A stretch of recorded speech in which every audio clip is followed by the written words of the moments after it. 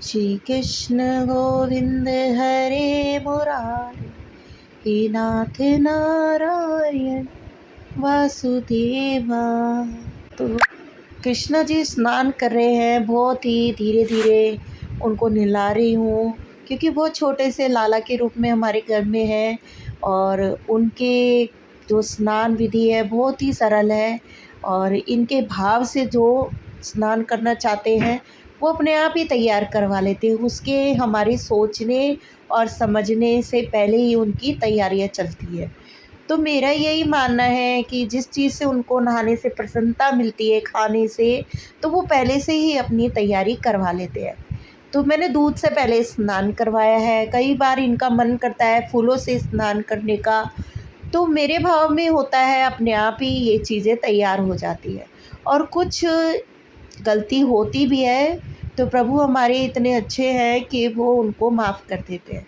भाव हमारे अपने अच्छे होने चाहिए, तो बाकी सब कुछ अपने आप ठीक हो जाता है। तो जब मैंने ये दूध से स्नान करवाया था, उसके बाद इसको अलग से रख दिया। ना मैं इसकी चाय बनाऊंगी, ना मैं इसको उबालूंगी, क्योंकि ये प्रसादी का रूप ले चुका है। तो मैं इसको ठंडाई बना लूँगी। ठंडाई बनाने के बाद में जैसे आप इसमें रूह अफ़ज़ा मिला लीजिए, ठंडाई मिला दीजिए, मैंगो शेक में यूज़ कर लीजिए, पर इसको उबालना कभी नहीं चाहिए। तो मैं तो ऐसा ही करती हूँ, बाकी सबका तो मुझे नहीं पता। और फिर उसके बाद में सिंपल पानी से नहलाना चाहिए। जो हमारा जल होता है, गंगा जल मिला के या गुलाब जल मिला के किसी चीज़ से बहुत ही धीरे से नहलाने के बाद में हम इनको जल्दी से पोंछ देना चाहिए। साफ़ तौलिए से इनको साफ़ कर देना चाहिए, क्योंकि अभी ठंड नहीं है। उसके बाद भी जिस तरह से हम अपने छोटे से बालक को जल्दी से नहला के कपड़े पहना देते हैं, उसी भाव से उनको तैयार करना चाहिए। सबसे पहले मैंने कॉटन का पहनाया है, फिर उसके बाद मेरे हाथ में जो वस्त्र लगा था मैंने उनको पहना दिया, क्योंकि मेरा मानना है कि दिन और वार सभी इनके हैं। तो ऐसा कुछ नहीं है कि आज वीरवार है तो पीले ही वस्त्र पहना रही है। जो मेरे हाथ लगा तो मैं प्रभु इच्छा समझ करके इनको पहना देती हूँ, और मुकुट पहना देती हूँ। और फिर उसके बाद हल्के फुल्के श्रृंगार करना चाहिए। बहुत हैवी श्रृंगार करने से क्या होता है, बहुत छोटे से बालक है तो इनको दुख भी होता है, दर्द भी होता है।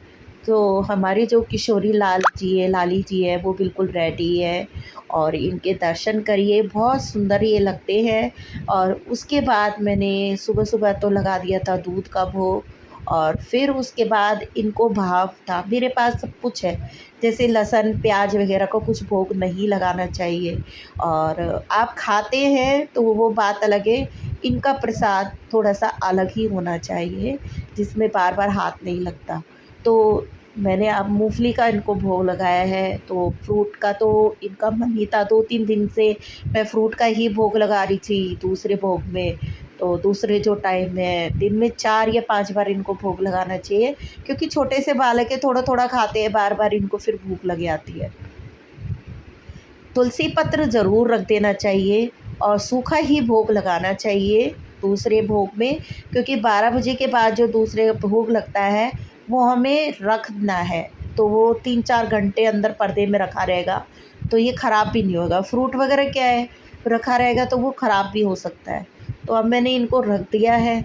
और जैसे मूंगफली है, अब इनको भोग लगा दिया। अब मैं मिश्री का भोग लगाऊंगी। जब मैं पर्दा लगाऊंगी तो पैर के टाए तो मिश्री का भोग लगाऊंगी, ताकि वो शाम तक भी रखा रहेगा, तब भी उसमें मक्खी वगैरह नहीं बैठ सकती। तो ये मैंने मिश्री का भोग लगा दिया है। और अब 2 बज रहे हैं, 2 बजे मिश्री का भोग लगा के तुलसी पत्र मैंने इस पर रख दिया है, और फिर मैंने पर्दा लगा दिया है। दोपहर का टाइम है, मुझे लगता नहीं है, मेरा मन ऐसा नहीं लग रहा कि लेटना चाहते हैं, तो मैंने पर्दा लगा दिया है। और पंखा वंखा नहीं इनका मन था चलाने का, तो फिर मैंने सिर्फ पर्दा लगा दिया और लाइट बंद कर दी। और अब मिलते हैं नेक्स्ट डे। जब तक किशोरी जी की इच्छा नहीं होती है तब तक हम कैसे ही मिल सकते हैं। तो तब तक के लिए राधे राधे। और किसी भी त्रुटि के लिए क्षमा कीजिए। मैं बहुत बड़े जानकार तो नहीं हूँ, पर मेरे से जितना हो सकता है उतनी मैं सेवा करती हूँ। बहुत ज़्यादा लग के मुझसे ज़्यादा नहीं हो पाता है, और जितना भाव होता है उतना मैं कर लेती हूँ। फिर मिलते हैं। राधे राधे।